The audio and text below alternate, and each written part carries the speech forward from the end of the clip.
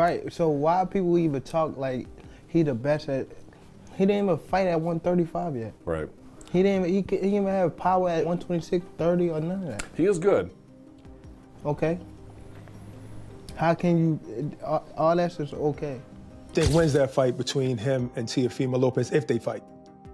If they fight, I think Shakur win. I think Shakur wins. This reason, Teofimo Lopez, we've seen him at his best, but he typically brings out his best characteristics when he's back against the wall and he's counted out. And he's going to be counted out in this fight. By and large, people are going to side with Shakur in this fight to win the fight because he's the more consistent fighter, he's the more class fighter overall. Boxing pros had mixed views before the fight between Shakur Stevenson and Teofimo Lopez. Gervonta Davis sounded upset when talking about Stevenson.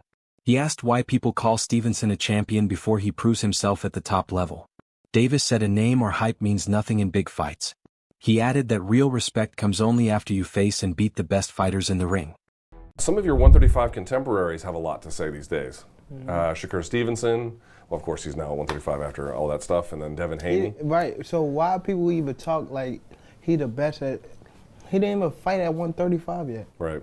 He didn't even have power at 126, 30 or none of that. He is good. Okay. How can you, all that's just okay.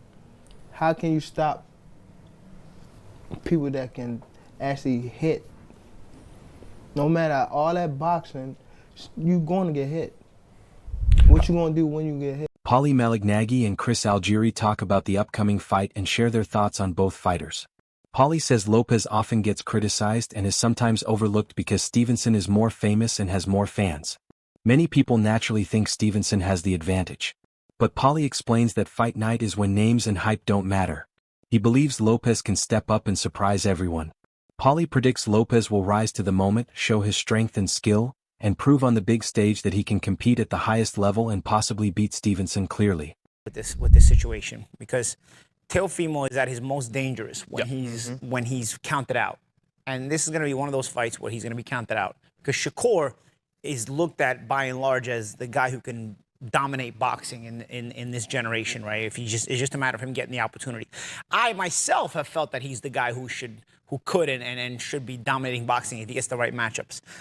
But bro, this is one of the rare matchups, if not maybe the only matchup, where I feel like is a big threat here to Shakur. And then they would all come undone only because of this reason. Teofimo Lopez, we've seen him at his best, but he typically brings out his best characteristics when he's back against the wall and he's counted out. And he's going to be counted out in this fight. By and large, people are going to side with Shakur in this fight to win the fight because he's the more consistent fighter, he's the more class fighter overall, and he's just so damn good. But Teofimo has a way, when you're so damn good and he knows you're so damn good and everybody feels like you're going to beat him, there's just something about Teofimo, man. He brings out a different level and somehow supersedes that guy who is that damn good. I've seen it. We've seen it already. I'm not saying anything that anybody else hasn't already seen, okay? I'm just stipulating it. I'm going to tell you right now, I don't know who wins this fight. Because again, your better head says Shakur, but then you think about, man, Teofimo. Again, he's got the X factor. What I just explained. He's got the talent to I'm telling you right now. Yeah. Shakur is extremely talented and could be the face of boxing as far as being that good and being that dominant, even though no matter how good you are. But this is one of the rare fights where you can get beat. And I don't ever want to hear any of you tank nut huggers that he fights one Uber driver after another. If Shakur Stevenson loses this fight, I don't ever want to hear any of you saying, oh, well, what about Shakur now? Tank this, tank that. Tank fights the guy that delivers my pizza. He fights the guys in the back that are doing the production. He fights the truck driver. I don't want to hear, because he would never have gone near Teofimo Lopez. Lamont Roach feels confident about Shakur Stevenson's control in the ring. He sees this fight as calm and steady, not wild or confusing. Roach believes Stevenson controls the pace from the start by using smart distance and timing, forcing opponents to fight at an uncomfortable speed. He says Stevenson can read movements and stop attacks, which would limit Teofimo Lopez's power and explosiveness. In Roach's view, the fight would not become a war. Instead, it would show how skill and discipline can stop aggression, with Stevenson staying in control while Lopez struggles to find openings or build momentum. Right. Okay. Okay, cool. But and doing that, and so I was always going to fight this year.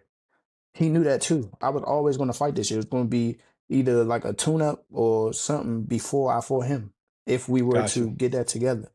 So who do you think wins that fight between him and Teofimo Lopez if they fight? If they fight, I think Shakur wins. I think Why? Shakur wins. And I don't think it's going to be like a super tough fight either. I think he just, his IQ will frustrate him. And But wow, don't you think T.O. has also good ring IQ and also is slick, fast, I think so. explosive? But when you look at T.O.'s performances against guys that are just pure boxers, it's just like he almost lost to Sandor Martin. Some people thought he lost to Sandor Martin. Who else? He did beat Loma, who's arguably at the time considered one Hell of the yeah, best in the he world. did, and that a He hell did of a that. performance too. A hell of a performance too.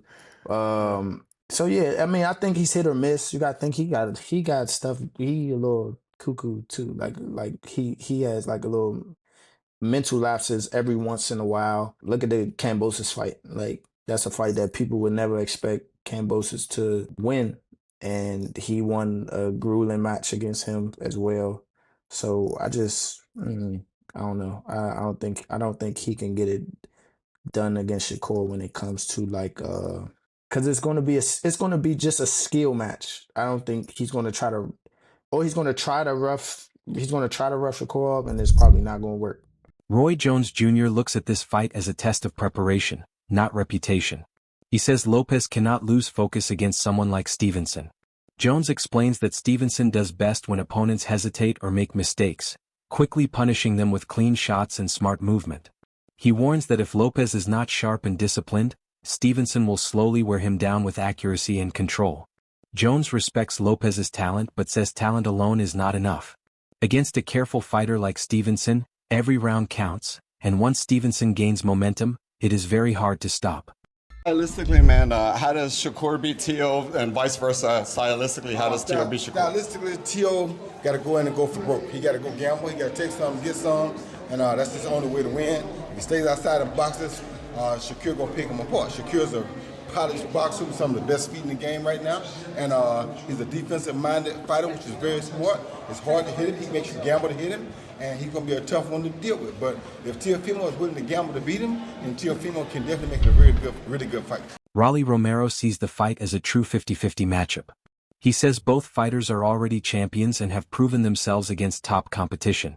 Romero believes neither Stevenson nor Lopez is weaker in skill. Instead, he points to their different styles, saying the fight could go either way based on who controls the action first. He feels the outcome will depend on timing, confidence, and smart decisions, not a big skill gap. Romero adds that since both are world-class fighters, what happens during the fight may matter more than what people expect before it starts. I think it's a great fight. Yeah. I think it's a great fight. You'll really see, because at the end of it, they're both Olympians. They're both multi-division world champions. Tio is an incredible fighter, and Shakur is an incredible fighter.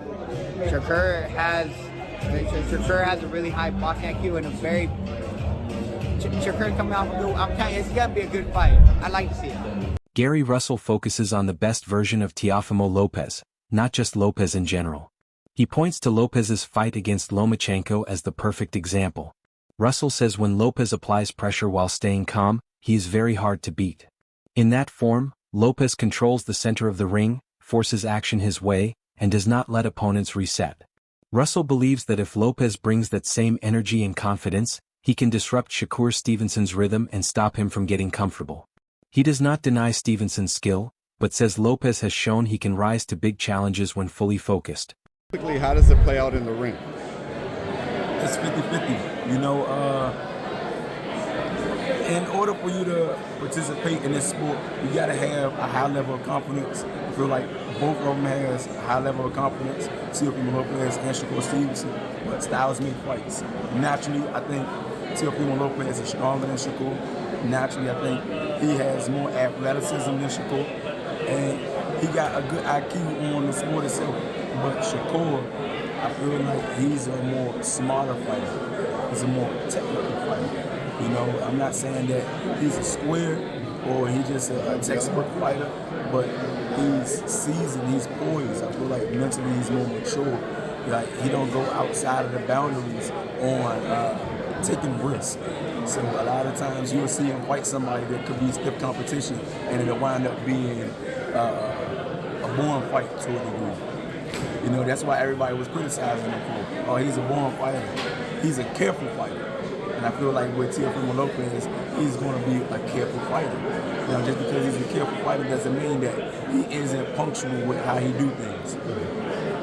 I think Shakur, he got a lot in his arsenal that he can use to make him be victorious, as well as Teofimo Lopez. You know what I mean? So it's a 50-50 fight, and it depends on what fighters show up the night of the fight. Right. You know, but if I had to give you my whole honest truth, if Teofimo Lopez show up and is ready to fight just like how he fought Loma Chico, he'll win. Some analysts break the fight down by looking at physical strengths.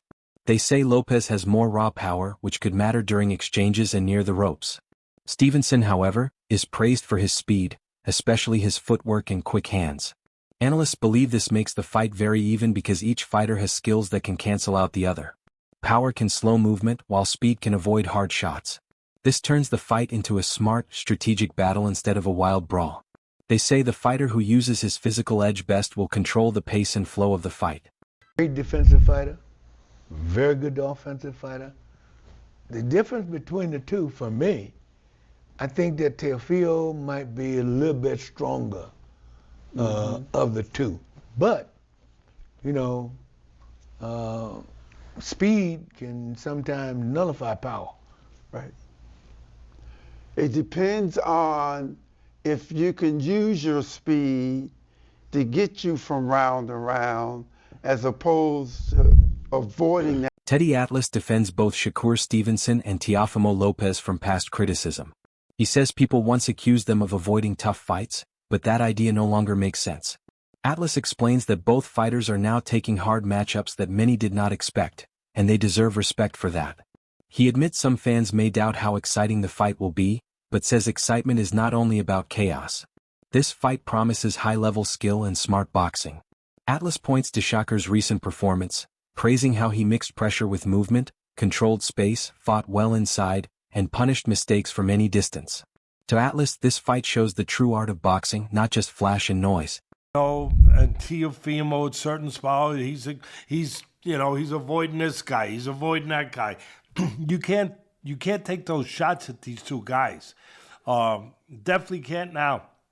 They are stepping up, and they are taking fights that a lot of people are probably surprised they took. Now, a lot of people will say style-wise, Teddy, style-wise, is this going to be a great fight?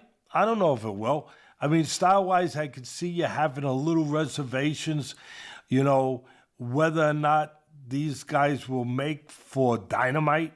They will make, you know, for electricity. I don't know if they will, but I'll tell you what they will make for. Two skillful fighters, two talented fighters, you know, two fighters that are at a high skill level that will compete in the sweet science.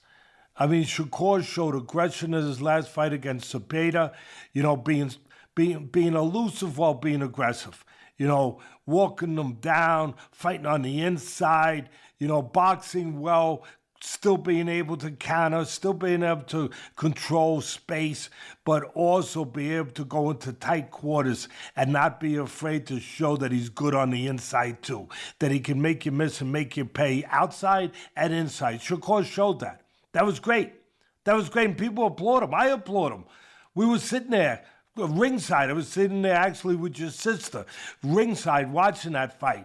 And it was a terrific performance. Shakur showing that dimension, showing that attitude, showing that competitiveness, showing that dog like people like to show or like to talk about, and they wanted to see in Shakur. Timothy Bradley warns people not to underestimate Teofimo Lopez. He says this will not be an easy fight for Stevenson, even if Stevenson is more technical. Bradley explains that Lopez is unpredictable and confident, which can trouble even very disciplined fighters.